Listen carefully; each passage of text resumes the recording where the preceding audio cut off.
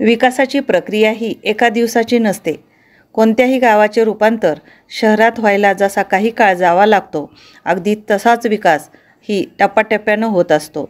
आज सत्ता आली आणि 2 महिन्यात गावाचा विकास झाला असे होत नसते. या विकासाच्या प्रक्रियेत अनेक वर्ष जातात. ज्येष्ठ नेते विजयसिंह मोहिते पाटील, जयसिंह मोहिते पाटील यांनी लोकांच्या कलाने विकासाची गती वाढवली. विरोधक म्हणतात, मोहिते पाटलांनी बसस्टँड गावाच्या बाहेर नेले. जेव्हा बसस्टँड गावाच्या बाहेर नेले तेव्हा गाव छोटे होते. पण मोहिते पाटील यांनी पुढील 25 वर्षाचा विचार करून त्या काळी बसस्टँड बांधले. आज हेच बसस्टँड गावाच्या मध्यभागी आले आहे. एवढे मोठे प्रशस्त बसस्टँड मोठ्या शहरातही नाही. त्यासाठी दूरदृष्टी असावी लागते, ती विरोधकांकडे नाही. एवढ्या मोठ्या स्विमिंग टँकची काय गरज होती म्हणतात. पण याच स्विमिंग टँकने अनेक राष्ट्रीय स्तरावरील खेळाडू घडवले आहेत. ते विरोधक जाणीवपूर्वक विसरत आहेत.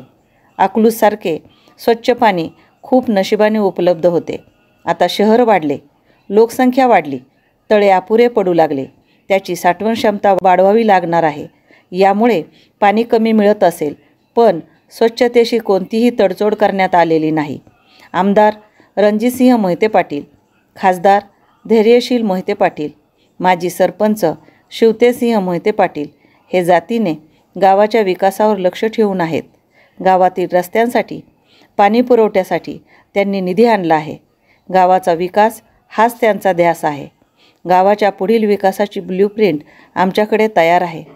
आपल्याला गाव झोपडपट्टीमुक्त करायचे आहे.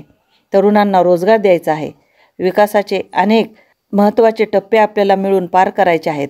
त्यासाठी तुमची भक्कम साथ हवी आहे. गाव सुरक्षित होतं आणि सुरक्षितच राहील.